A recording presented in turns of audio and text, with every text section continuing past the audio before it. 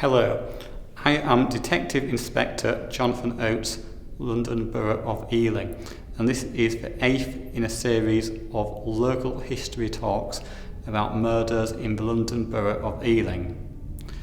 On the 11th of February 1954, Eileen Thorpe, an 18-year-old housemaid employed at 22 Montpelier Road, Ealing, was very surprised that she could find neither of her employers, neither Mrs Veronica Chesney nor Lady Mary Menzies, Mrs Chesney's mother, in the house at all.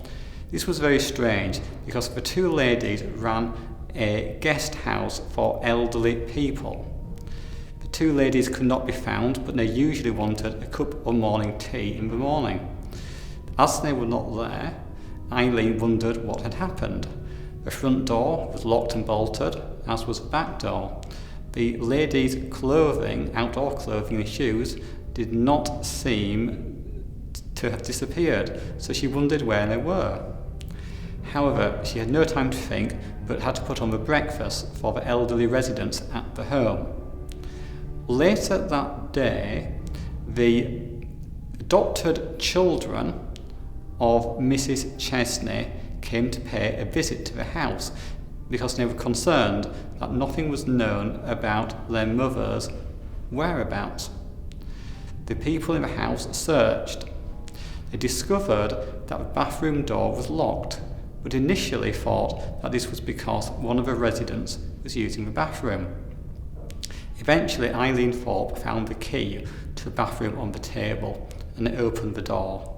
Inside, they had a shock because Mrs Chesney's body was in the bath, clothed but clearly dead, having drowned in the bath.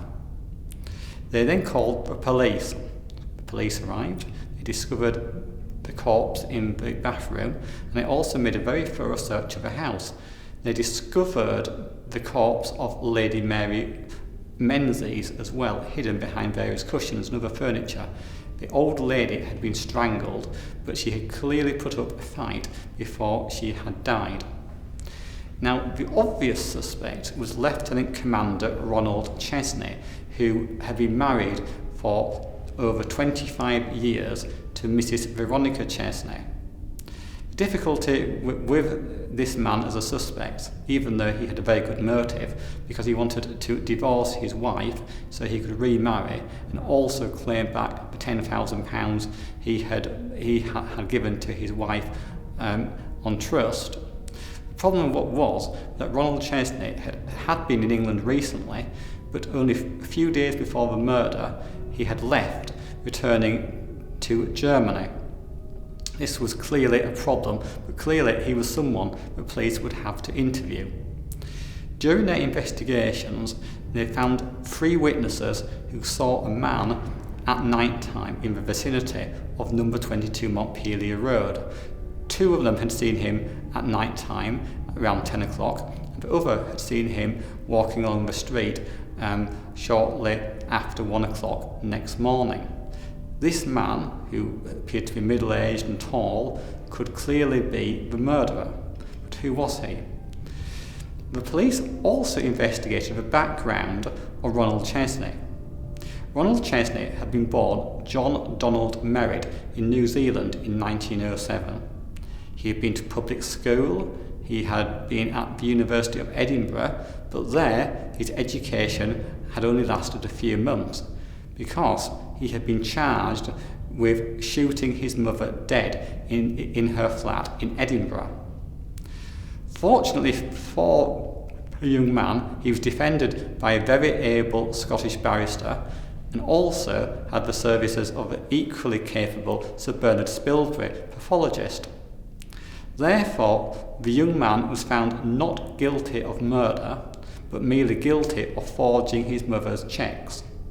He received a few years in prison, and on his release, he married the woman who became Mrs Chesney, and then he turned to a life of crime, chiefly smuggling. During World War II, he had served as an officer in the Royal Navy and had risen from a rank of ensign to lieutenant commander, having spent some time in a prisoner of war camp.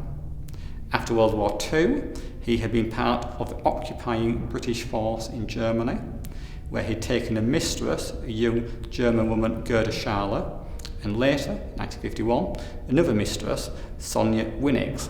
All of this time, he made his money from smuggling, which led him to having several short spells in prison in both Britain, France and Belgium. By 1954, it was well known he was wanting to divorce his wife, as said, in order to claim her money and to marry his German girlfriend. The police decided he was a man to be questioned. They went to West Germany, where he was living, but on the 15th of February 1954, 4 days after the murder in Ealing had been discovered, it was found that Commander Ronald Chesney had shot himself with his own revolver, claiming in his suicide note that he was innocent of murder but that he would be accused of it. There was an inquest at Ealing Town Hall to decide how the two ladies in Montpelier Road had died. It was clear it was murder, but the question was who was guilty. Well, there was evidence on the corpse of Ronald Chesney. In his fingernails were discovered elements from the clothing of Lady Mary Menzies, and there were also scratch marks on his face. These scratch marks matched the findings of the fingernails of Mary Menzies, who clearly had tried to defend herself while she was being killed. It seemed very strong proof that he had indeed killed them, but how had he done it if he had been on the continent at the time? It was discovered he had a false passport. Using this false passport, he had arrived in London on the day of the murder. He was then able to commit the crime and return abroad under the false passport. It would have been, for him, a perfect murder, but fortunately he had made mistakes. He had met Mrs Menzies downstairs in the house, and evidence there had resulted in strong proof of his guilt. Earlier, he had managed to get into the house, drown his wife, and make it look like an accident, but on leaving, he was attacked by his mother-in-law. He killed her, he escaped, but the evidence and proof of his crime remained. Chesney was buried in Germany, and his victims were buried in the cemetery in Hastings. The house and its neighbours, number 21 and 23, were demolished in 1989 to make way for a small set of housing called Magnolia Close. Thank you for watching this. Please remember to like the video and to subscribe to Ealing Library's YouTube channel.